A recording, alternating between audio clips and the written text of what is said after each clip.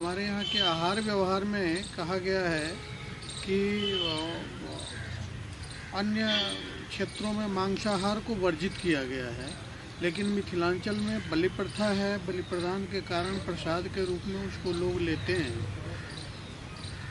मांस और मछली बनता है। हम लोग परंपरागत रूप से घर में देखते हैं कि मांस और मछली बनते हैं, लेकिन उसमें प्याज लहसुन का इस्तेमाल नहीं होता था। मतलब ये परस्पर थोड़ा विरोधाभासी अन्य लोगों के नज़र में है। इसके बारे में थोड़ा मार्गदर्शन। बैठिए।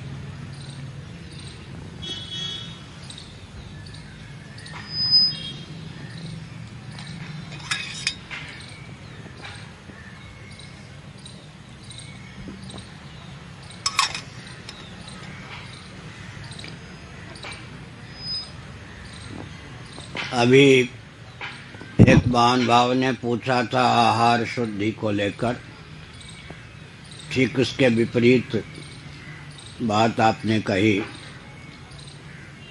शास्त्रों में परिसंख्या विधि है। परिसंख्या विधि का अर्थ होता है जो व्यक्ति आहार निद्रा मैथुन पर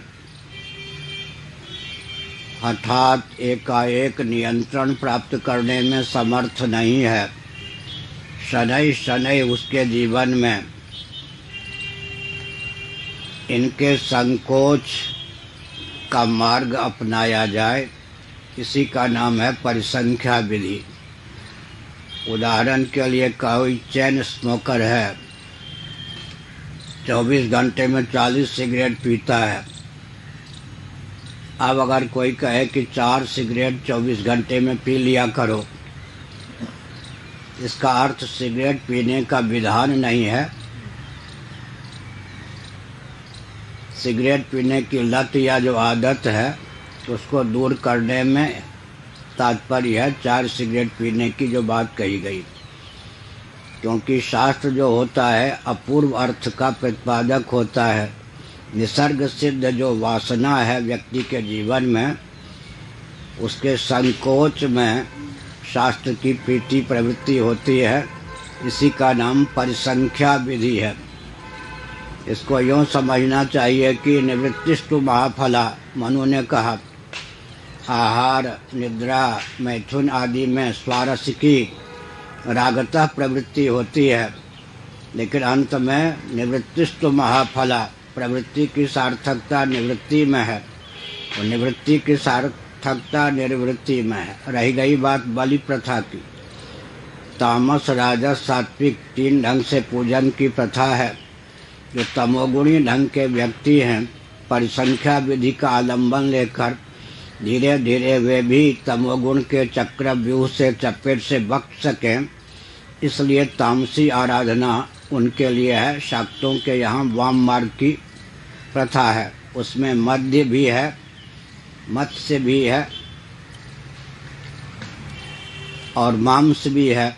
लेकिन विचार करने की बात यह है कि बलि तो साल में 2 बार 3 बार देते होंगे, रोज़ कहाँ से बलि देते हैं। तो बलि के नाम पर जीव को चटोरी बना देना और विविध प्रकार के पक्षी सिल्ली इत्यादि के भी मांस को खाना, ये तो शास्त्र का दुरुपयोग है। और एक विचित्र बात यह है कि बलि प्रथा में एक बकरे की बलि भगवती को दी गई। विधिवत बलि से उस बकरे का तो कल्याण हो गया, क्योंकि उसको दिव्य शरीर की प्राप्ति होती है। तांत्रिक मान्यता इस प्रकार से है, उसका तो कल्याण हो गया, लेकिन वो जो मांस हुआ बकरे का पूरे गांव में बांटा जाएगा तो एक परिवार को इससे ज़्यादा नहीं मिल सकता। और साल में 2 बार 4 बार तो बलि प्रथा के नाम पर जिह्वा को विकृत कर देना और सभ्य व्यक्ति शिष्ट व्यक्तियों के बीच में सम्मान का पात्र न हो सके, ऐसा आहार विहार करना सर्वथा अनुचित है। शास्त्र के तात्पर्य का सर्वथा दुरुपयोग। रह गई बात लहसुन प्याज की, तो यहाँ भी शिक्षा लेनी चाहिए। पुरी में मछुआरे होते हैं, परंपरा से उनकी जीविका है मछली का शिकार करना, उसी से पेट पालते हैं।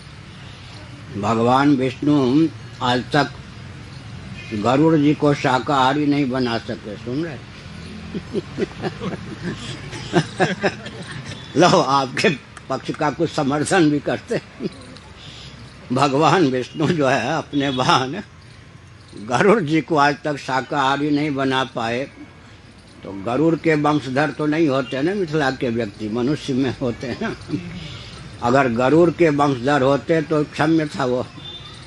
भगवान विष्णु आज तक अपने वाहन गरुड़ जी को शाकाहारी नहीं बना सके। तो पुरी में जो मछुआरे होते हैं, समुद्र में शिकार करते हैं मछली, उनकी परंपरा प्राप्त जीविका है, उनको दोष नहीं है। लेकिन गुरुवार के दिन वो शिकार नहीं करते, वहाँ भी परिसंख्या विधि है। जन्मजात जीविका है, मछली को फंसाकर बेच करके वो जीवन यापन करते हैं।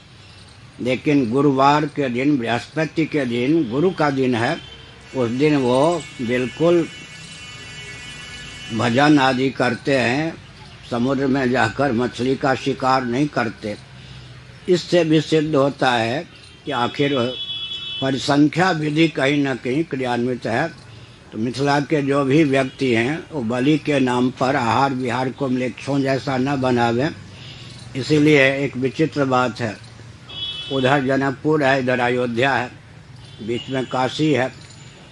तो मिथिला के व्यक्ति काशी से नहीं जुड़ पाए, विद्या की दृष्टि से जुड़ पाए, बाबा होने की दृष्टि से काशी से नहीं जुड़ पाए।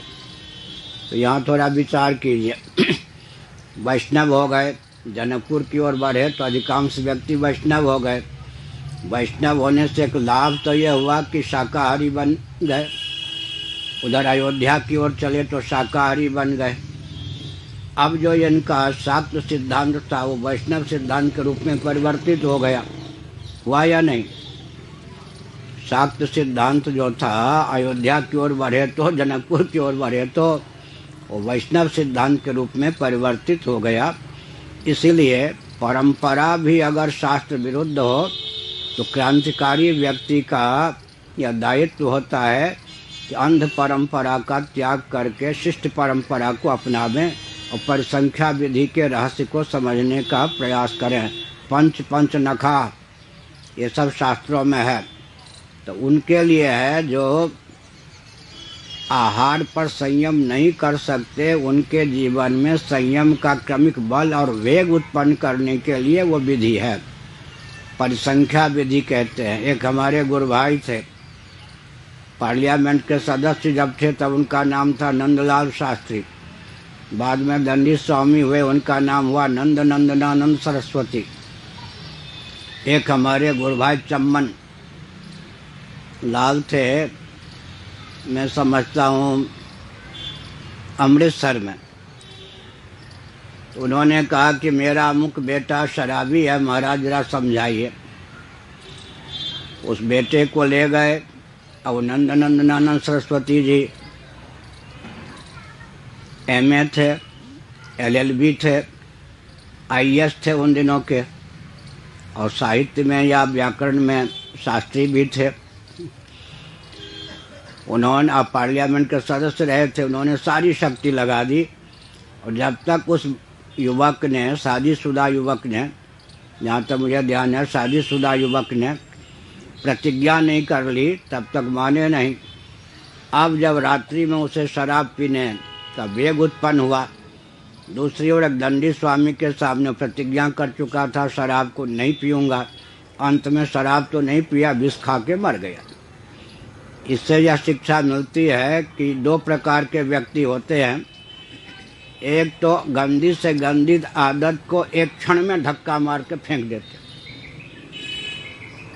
शायद स्वामी जी ने देखा हो या न देखा हो, पूज्य स्वामी अखंडानंद सरस्वती जी महाराज के एक शिष्य थे। उनकी जन्मभूमि के दुबे परिवार के थे। पहले एक बाल्टी देसी शराब वो चट कर जाते थे। चमारिन के घर में डूबे होने पर भी रहते थे। तालाब के उधर उनका मकान, तालाब के उधर एक चर्मकार परिवार के यहाँ 42 वर्षों तक प्राय उसी के घर में बने रहे। जबकि उनको अपनी पत्नी के जो बेटे थे वो सर्जन आदि थे, बहुत ऊंचे पद पर थे, लेकिन उनकी स्थिति उसी के यहाँ बने रहते थे। हमसे एकांत में कहा, जब वो बाबा हो गए, मेरे बारे में भ्रम था कि मैं मकर संक्रांति को स्नान करता हूँ, लोगों को भ्रम था, लेकिन मैंने 40 साल या 42 साल एक दिन भी स्नान नहीं किया महाराज। और तालाब के पास ही, तालाब भी उन्हीं का था, तालाब के उस पार अपना घर, तालाब के इधर जहाँ वो फंसे थे उसका घर, तालाब के पास थे। लोगों ने हमसे कहा एकांत में, मेरे बारे में एक भ्रम था कि मकर संक्रांति को डूबे जी स्नान करते हैं। मैं आपके सामने झूठ नहीं बोल सकता, 40 साल तक मैंने कभी स्नान ही नहीं किया। लेकिन एकाएक उनके मन में हुआ कि भगवान ने हमको दुबे परिवार में, उन दिनों वाराणसी जिला में वो स्थान था, जन्म दिया। वो चले, वृंदावन आ गए, धीरे धीरे वो सन्यासी बन गए। उसके बाद गांव के पास उन्होंने एक आश्रम बनाया। वृंदावन से चलते थे, मथुरा में ट्रेन पकड़ते थे, मुगल सराय उतरते थे, फिर घर वो आश्रम में जाते थे, तब तक मलमूत्र का भी त्याग नहीं करते थे। इतना संयम। तो हमने एक संकेत किया कि 2 प्रकार के व्यक्ति होते हैं। जन्म जन्मांतरों के संस्कार के वशीभूत होकर अगर कोई गंदी आदत पड़ गई तो एकाएक लभते पौर्वदेहिकम, सत्वगुण का इतना उदय होता है कि एक झटके में गलत चेन स्मोकर एक विश्व सिगरेट को देख करके भी उसका मन नहीं चलता। लेकिन दूसरे ढंग के जो व्यक्ति होते हैं, उस शराबी युवक का मैंने वर्णन किया, वो अपनी आदत को सहसा एक झटके में नहीं, खराब आदत को छोड़ सकते। उनके लिए परिसंख्या विधि है। परिसंख्या विधि के नाम पर चटोरा बनना या जीवन को दिशाहीन करना या सुव्यवस्थित व्यक्तियों के दृष्टि में हीन आहार विहार के कारण घृणित दृष्टि से देखा जाना कथमत उचित नहीं है। आगे